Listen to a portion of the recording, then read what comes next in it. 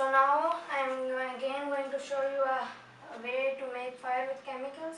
Here I have some potassium permanganate crystals, and on this aluminium foil I am going to add some. And now to this I am going to add some pure glycerine. This is pure glycerine, also known as glycerol.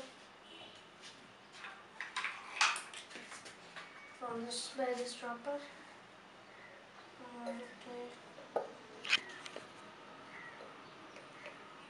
a little bit of glycerine, and then this reaction is kind of slow, so take some time. We could also add some water, but that sometimes messes it up.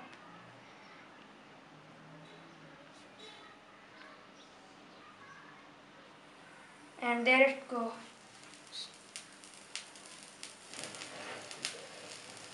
This reaction is sometimes so hot that it is used to ignite thermite.